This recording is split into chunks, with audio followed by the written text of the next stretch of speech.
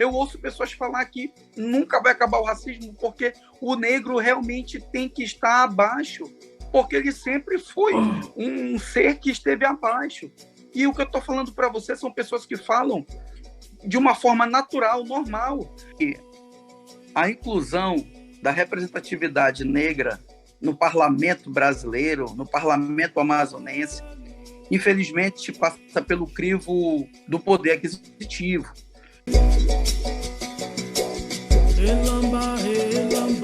Ancestralidade, identidade,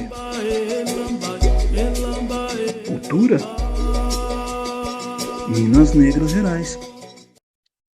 Ele é amazonense, jurista, bacharel em Direito, especialista em Direito e Processo Penal.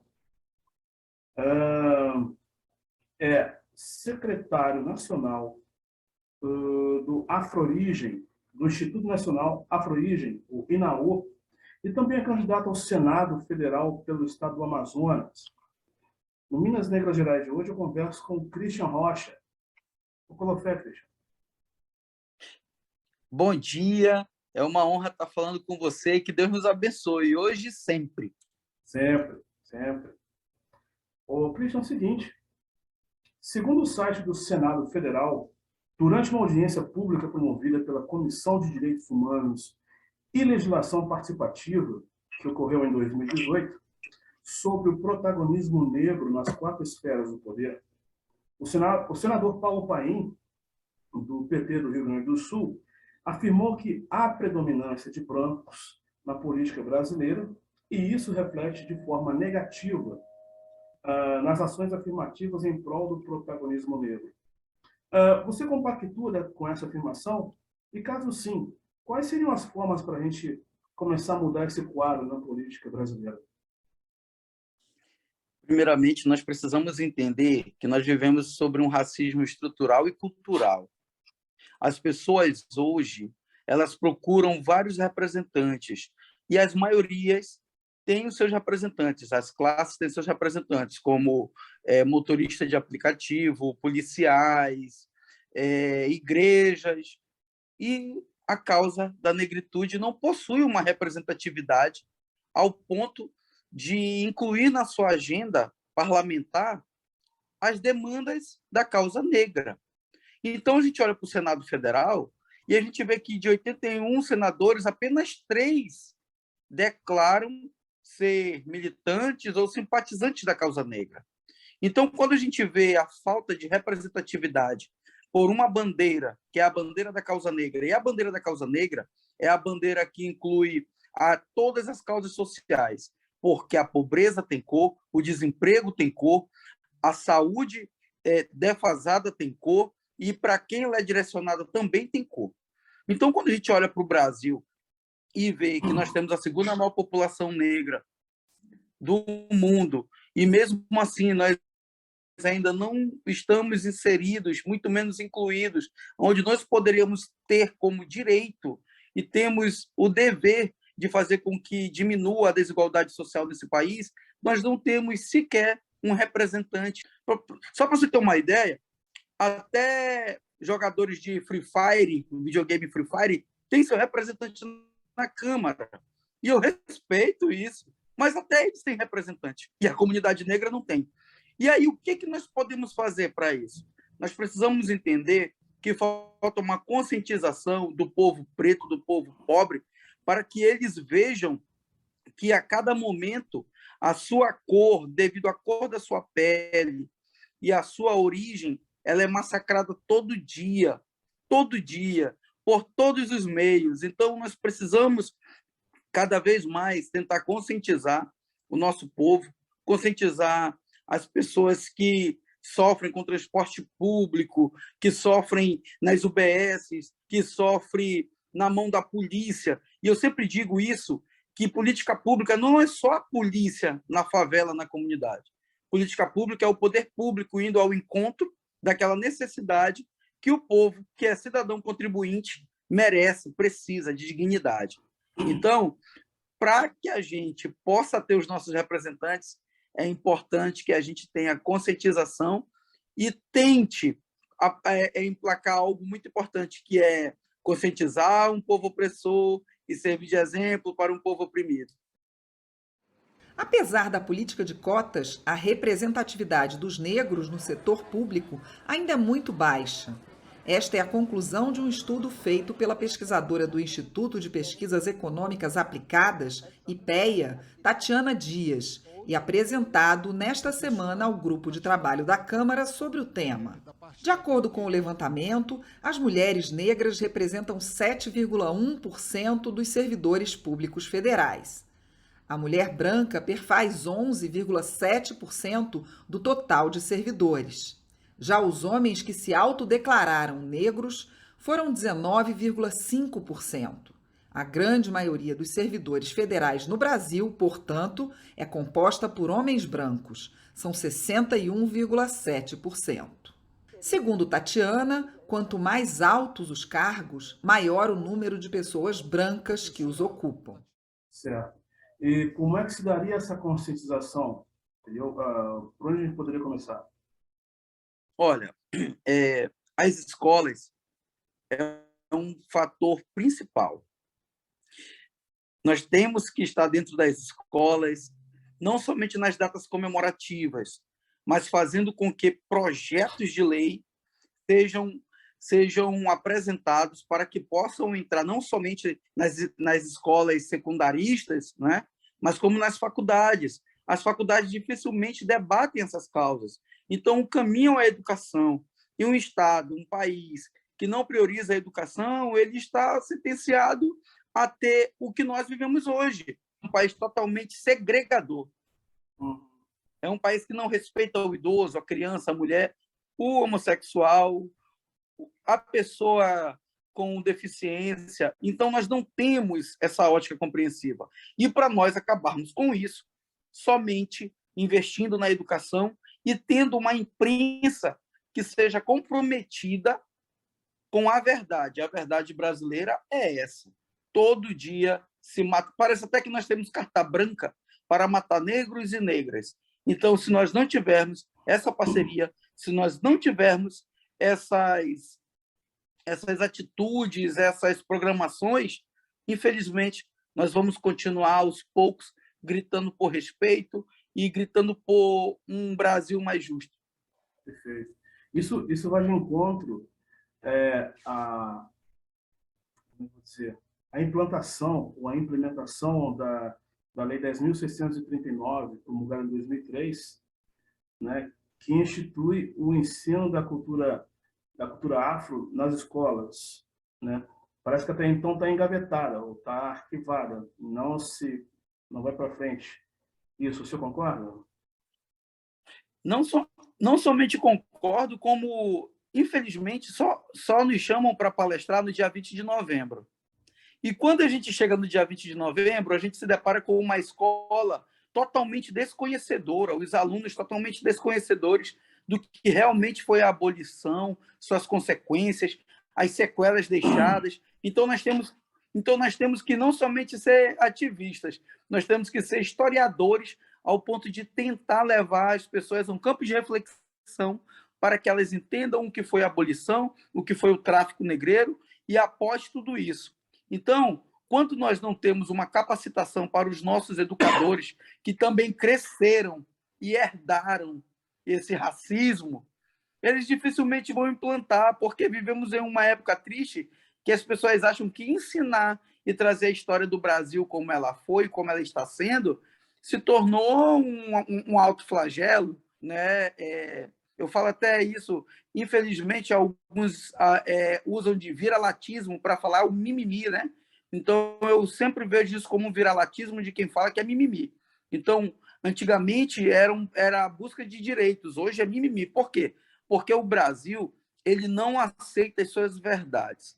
Então, eu vejo que não somente leis como essa, que nós sabemos muito bem da sua fraca aplicabilidade nos ensinos, nós precisamos ter mais espaços para falar sobre o Brasil real. As pessoas precisam entender o porquê que a maioria dos pobres são negros.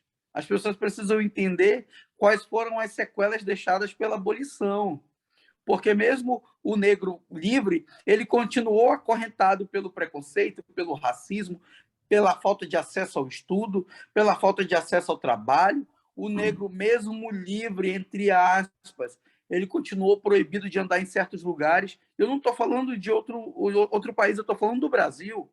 Então, quando nós vamos bater de frente com a realidade, a gente enfrenta isso.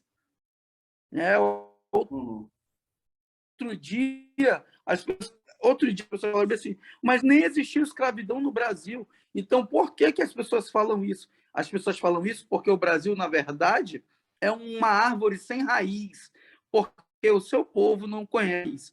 Eu estive em Redenção, município do Ceará, e eu conheci ali o Museu Senzala, que foi uma senzala que existiu, e nós sabemos muito bem, aqui no estado, infelizmente, não respeita nem as comunidades quilombolas. Então, tudo isso significa história, tudo isso significa respeito. Então, se não conhece a história, não vai respeitar o Brasil. Perfeito. Mesmo sendo a população negra ampla maioria nos estados da Amazônia Legal, segundo o IBGE, o levantamento de dados evidencia uma gigantesca desigualdade em relação aos recursos utilizados para campanhas eleitorais de candidaturas brancas, pardas e pretas, o que contribui ainda mais diretamente para uma subrepresentação da população negra destes estados. Tomando seu estado de origem, o Amazonas, como exemplo, como é que se dá isso na prática? A verdade toda é que a inclusão da representatividade negra no parlamento brasileiro, no parlamento amazonense, infelizmente passa pelo crivo do poder aquisitivo. E aqui é a história que nós, infelizmente, temos que declarar isso. E eu sou responsável por todas as minhas falas. A maioria dos partidos, eles querem as mulheres para preencher uma cota, mas não tem compromisso em fazer uma mulher ser representante. Eles querem negros para compor a cota. E eles não têm compromisso em colocar uma representatividade negra representando um partido político. Outro dia, em uma TV aqui do nosso estado, Amazonas, eu disse, é importante que se crie um partido negro, um partido para pessoas negras. E isso chocou aqui o estado com a minha fala. Por quê? Aí eu tive que trazer um comparativo. Por que se criou a revista Raça? Porque negros eram altamente competentes, personalidades, e não eram colocadas na revista. E o pior, eram sempre com papéis subalternos. Então, se criou a revista Raça para se valorizar. Depois foi criada a Faculdade Palmares. Por quê? Porque os negros estavam reclamando da dificuldade em adentrar uma faculdade. E por que não criar um partido voltado para negros, que aí vai ficar na nossa seara, não vai ter muita dificuldade em relação a colocar, porque os partidos falam que são pela causa social, pela causa negra, mas eles não respeitam essa representatividade. Aqui foi uma luta em relação a partidos para colocar um representante negro. E em todos os partidos que conversei, apesar de já ter um no coração, mas conversei com todos, e eles começaram a falar, começaram não, é porque isso, é porque aquilo. Mas se você pegar o quadro de candidato ao Senado, o único negro, e é uma afronta. Eles veem como uma ofensa, porque como eu sou o único pré-candidato ao Senado negro e eu não uso a minha cor para impor a minha representatividade e debato com eles de igual para igual, debato com eles a realidade da Amazônia Legal, debato com eles a realidade da Amazônia Internacional, debato com eles o problema da Zona Franca de Manaus, debato com eles o modelo econômico, debato com eles o manejo florestal, e eles não aceitam essa alternativa que surgiu no Amazonas. Então, é importante que as pessoas vejam que realmente o Brasil ele é segregador. a gente falava que o Brasil discriminava e discrimina mesmo. E os partidos políticos não têm compromisso. Todos da direita não têm compromisso com a causa negra. E a maioria dos partidos de esquerda também não tem, porque se tivessem esse compromisso, nós não estaríamos reclamando tanto. Tanto. É por isso que eu estou priorizando o discurso dos partidos, que o importante não é alguém que levante uma bandeira partidária, o importante é uma pessoa que levante a bandeira da causa social, da causa negra. E isso tem espantado, tem surtido um efeito tão forte nas pessoas aqui, que elas falam assim, pô, vou votar nesse cara está falando a verdade. E outro dia teve um repórter que falou, você tem que ter, tipo, como impondo, né? Você tem que vir pelos partidos de esquerda, porque os partidos de esquerda que seguram essa pauta. Eu respeito, mas, particularmente Amazonas, partido de esquerda não tem compromisso com o negro. Não tem. Até porque militantes de partido de esquerda denunciaram o próprio presidente, uma própria liderança de um partido muito conhecido de esquerda aqui, que ele é racista. E por isso estavam saindo. Eu faço parte do PSB, que é o partido que tem a NSB, Negritude Socialista Brasileira. Eu sou muito respeitado dentro da NSB, sou respeitado a nível nacional e a nível estadual. Mas eu também reconheço que existe, querendo ou não, uma certa resistência em relação a isso, porque é partido, tudo é uma discussão. Então, eu não tenho outro caminho a não ser construir essa pré-candidatura, eu não tenho outro caminho a não ser provar que eu estou capacitado, porque muitas das vezes, ainda que a gente mostre que a gente é capacitado, a gente que é preto, a gente que é negro, a gente tem que mostrar 4, 5 vezes que é capacitado para exercer algum cargo. As pessoas falam para mim assim, por que você não foi vereador, você não foi deputado estadual, nem federal e quer ser senador?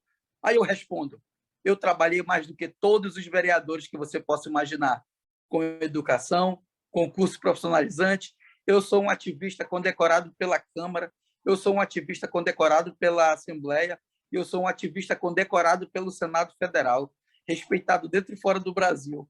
E aí, mesmo assim, você vem colocando a condição de que eu preciso ser vereador para eu poder galgar um cargo, ou é a cor que incomoda ao ponto de você dizer que eu não mereço ser senador?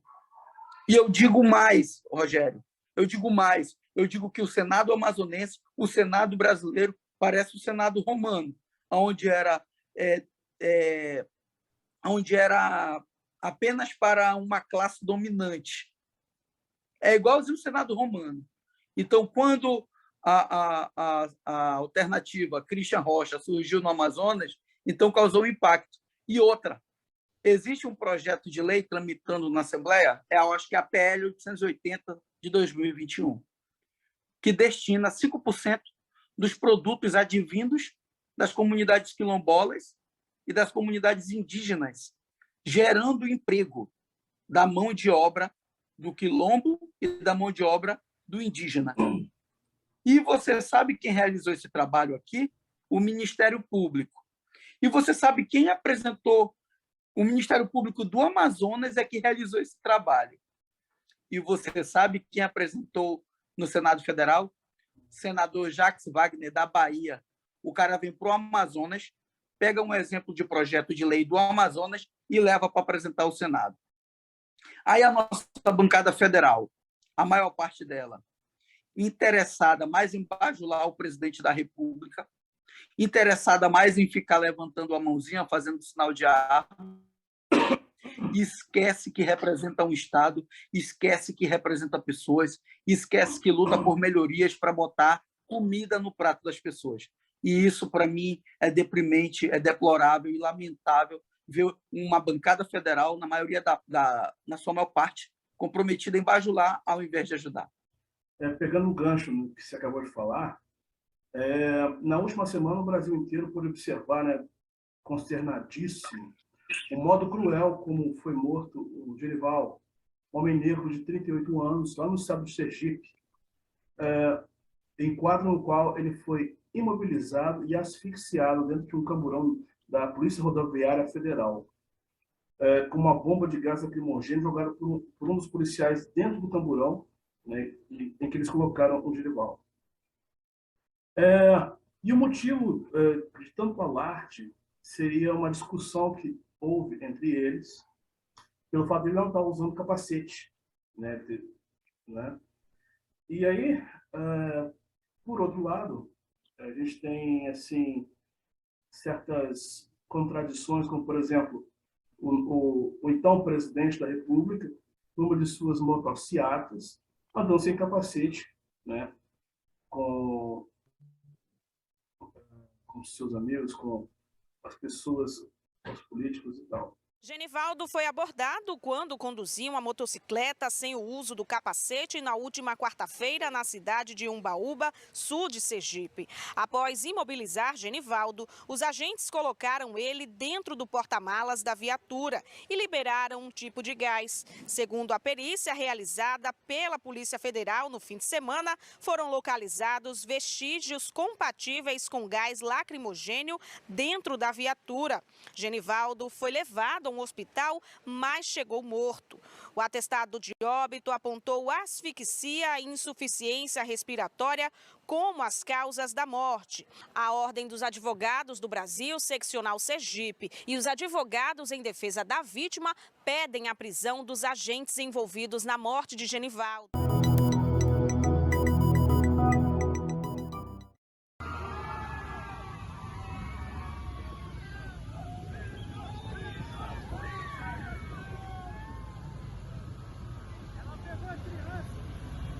Ela pegou a criança junto, por isso que eu não tirei ela. Ela tava com a criança, meu barriga.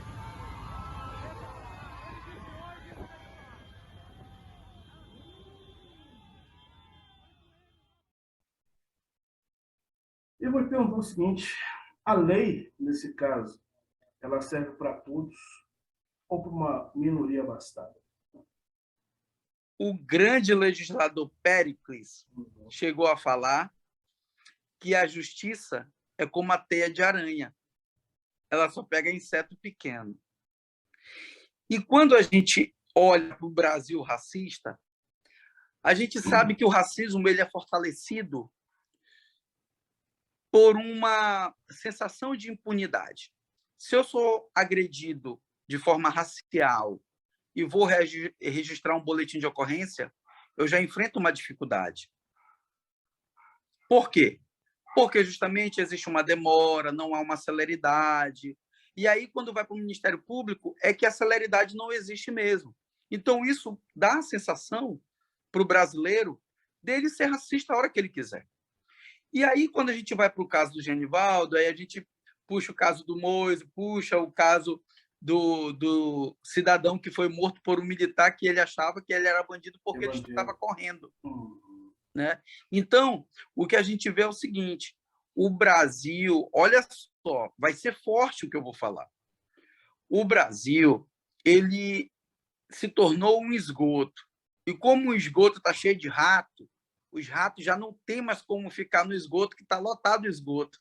Abriram a tampa do esgoto. Os ratos saíram. E hoje o brasileiro ele acha que ser ignorante é uma dádiva. Ele acha que ser preconceituoso está mais do que certo. Ele acha que ser machista é algo que jamais tem que mudar. E ele acha que ser racista é normal. Eu ouço pessoas falar que nunca vai acabar o racismo porque o negro realmente tem que estar abaixo, porque ele sempre foi um ser que esteve abaixo. E o que eu estou falando para você são pessoas que falam de uma forma natural, normal. É como a gente pega o caso lá do Monark, e eu estou falando tudo isso, que justifica o caso do Genivaldo e justifica o caso do presidente da República de andar sem capacete. Olha, o Monark, ele fala do nazismo com tanta naturalidade que parece assim que foi só uma partida de futebol que o time perdeu. E algumas pessoas se revoltaram, ok, as pessoas se revoltaram, até eu me revoltei. Muita gente se revoltou. Mas se a escravidão tivesse... Aí, volta ao início do nosso papo. Se a escravidão tivesse nas escolas, se a escravidão tivesse passada pela imprensa da forma como ela precisa ser passada, as pessoas se revoltariam muito mais com os efeitos da escravidão do que com os efeitos do nazismo. O Brasil tem carta branca para matar negros. O caso do Genivaldo foi esse. Entendi. Já começa, então, daquela política educacional que tem que haver nas escolas, né? Como o senhor havia dito. É um trabalho de formiguinha, né? Uma última pergunta aqui. Você tem participado ativamente em movimentos antirracistas que defendem protagonismo negro? Dentre eles, podemos destacar o INAO, entidade a qual você é secretário nacional. Eu gostaria que você falasse um pouco sobre esse projeto. Olha, o nosso instituto ele teve um fator importante na pandemia e na pós-pandemia, porque nós estamos nas escolas palestrando e o nosso instituto ele é bem voltado. O nosso instituto ele é bem voltado para o combate à discriminação, ao preconceito e ao racismo, de uma forma educadora. E quando veio a pandemia, fechamos orientações, doações de máscara, doação de cesta básica. Então, se tornou, nos últimos tempos, mais uma espécie de serviço social. Né? Entramos no campo social com o nosso time, com o nosso grupo, que são formadas de pessoas voluntárias. E nós estamos nos programando de uma forma paralela, até porque, como eu me desliguei para tentar construir essa pré-candidatura, e quem ficou à frente foi a UCNI, que vai ser ainda oficializada, vamos continuar com o nosso papel de palestrar, de conscientizar e, principalmente, de chegar até as autoridades. Nós temos audiências públicas com a polícia, nós temos audiências públicas com o Ministério Público, nós temos visitas nas comunidades, nós atendemos as pessoas que são vítimas de racismo, nós colocamos uma orientação jurídica gratuita. Então, tudo isso nós fazemos de uma forma voluntária. Agora, você imagina, nós temos que abraçar tudo ao mesmo tempo. Não é tão simples e não é tão fácil, mas a gente tenta amenizar e atender as pessoas com uma certa responsabilidade e importância. Perfeito. Maravilha, Christian. Chegamos aqui ao final da nossa entrevista. Poderíamos ficar horas e horas aí falando sobre N assuntos, né? Mas o nosso tempo é curto e o senhor também tem muita coisa para resolver aí. Em Minas Negras Gerais, gostaria de agradecê-lo pela participação aqui no nosso canal. E gostaríamos que o senhor deixasse uma mensagem a todos os pretos e pretas do Brasil afora. Diga lá. Eu gostaria de pedir, praticamente implorar, quero usar essa palavra, implorar, para que sejamos mais unidos, para que a gente possa deixar de lado essas querelas partidárias. Nossa cor precisa de nós. Nós somos muito individualistas. E o nosso individualismo tem feito com que a gente continue correndo atrás de justiça, atrás de respeito. Mas muitas das vezes a gente deixa para trás um aliado, deixa para trás uma pessoa que não tem o mesmo conhecimento técnico, e isso enfraquece a nossa luta. E isso dá margem para negros como Sérgio Camargo achar que estão certos. Isso dá margem para negros como Fernando Holliday. Eu disse que nós precisamos nos unir. Nós não precisamos ser mais individualistas.